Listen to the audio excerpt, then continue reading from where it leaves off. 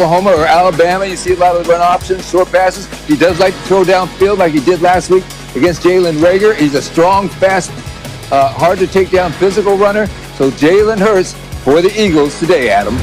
And more, for the time being, the Philadelphia Eagles intend to keep Carson Wentz, but they are on the clock. The Eagles must make a decision by the second day of the league year in March of 2021, because on the third day of the league year, Wentz's $22 million base salary for 2022 becomes fully guaranteed, and his roster bonus of $10 million also is paid out. So even though the organization is saying all the right things about Wentz for now, and even though they are tied to him financially, there are some decisions that loom in the future, but for now, they do intend to keep him. They don't plan on trading him, and the cost, frankly, is prohibitive, Sam, if they do.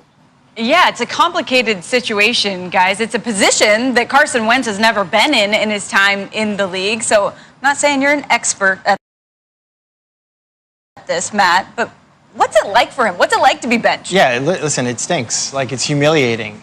You feel like, one day you're the most important piece of the puzzle to the team. You're like the newspaper, and then the next day you're yesterday's newspaper, and you feel like you have no value. It's almost like an out-of-body experience. And I would just say this, though. I think that you can take one step back to take two steps forward. I remember early in my career in Seattle, I was benched. I wasn't playing well. I was trying to do too much. And Trent Dilfer came in, and he ran the offense exactly the way the coaches asked him to run it. He was like, hey, you want a completion on this play? I'm going to get you a completion. And I sat there and watched this out-of-body experience, and I thought, man, if and when I ever get my chance again, I'm going to play different. Like, if they want that, that's what I'm going to give them. And I think that's what Carson Wentz has the opportunity to do.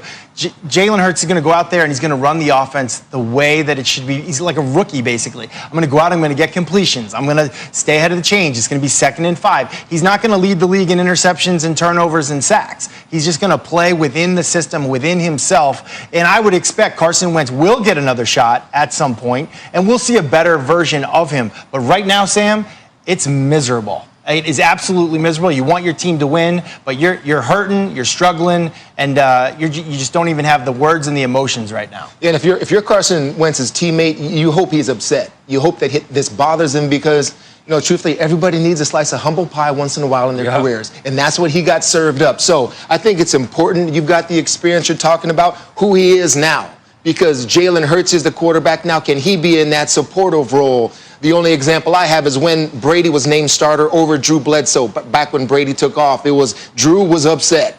Drew was really upset. People that close to him knew how upset he was. He just got a big contract. This is my team. Behind closed doors, yes, he voiced his opinion, but still, he was supportive to Brady on the sideline. He was a resource for Tom. Can Carson Wentz fulfill that role? Yeah, it's funny. Like, you guys make phenomenal points right there. But Sam talked about how this has never happened to Carson Wentz before. But it sure feels like it's happened before, doesn't it? Like, it almost feels like he got benched during that Super Bowl run. He didn't. He was injured. So this is all new to him. And you're right, Matt. If he responds this way and he's willing to, to respond this way and take that outside look, this might be the best thing for him. But is he that type of guy? I guess that's what we'll find out in the future. For there being a quarterback controversy in Philly, I've said for the last couple of weeks, maybe the coach Peterson sitting him down may bring the best out in a guy like Carson Wentz. Well, I would just want to talk about what I seen last week in a guy like Jalen Hurts against the Green Bay Packers.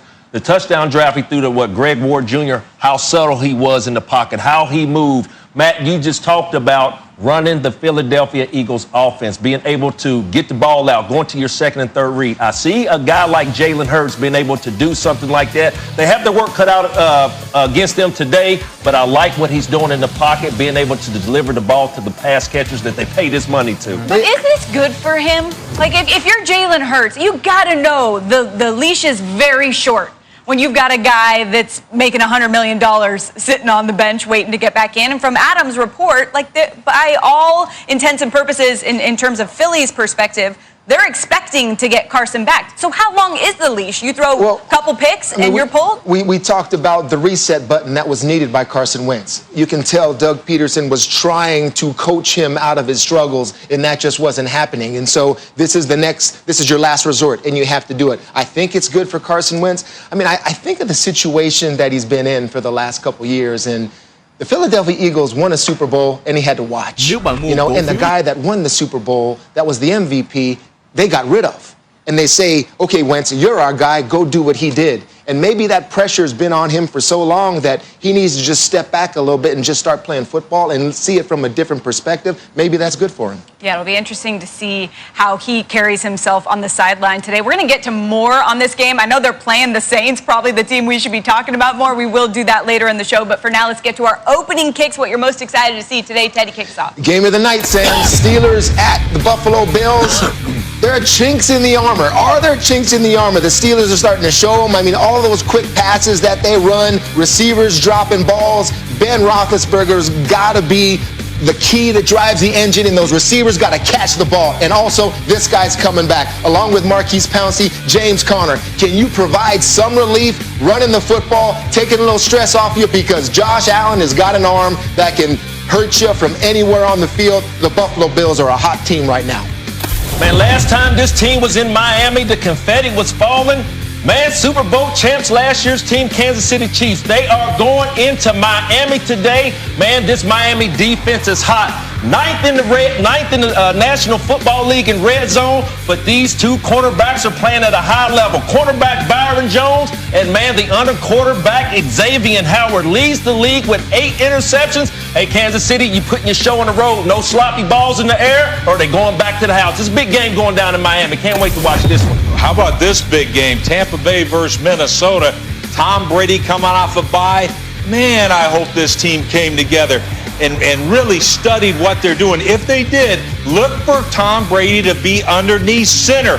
When I studied him, I think he's more efficient underneath center. It fits what Tom Brady does. Let's run the football, Bruce Arians, and let's open up this play action with Tom Brady. He'll be much more effective that way. A well-rested Tom Brady, watch out. Hey, a great game today is going to be Arizona and Kyler Murray going up against a Giants defense. They've won 4 straight because they're great on third down and they're great on stopping traditional runs. Arizona, though, they're on the bubble. They're looking up at playoff teams. They got to start getting back to running Kyler Murray on designed runs. When he runs it 5 times or more, they win games. They're 10-2. When he runs it less than 5 times, they're 1-14-1. That will not get it done.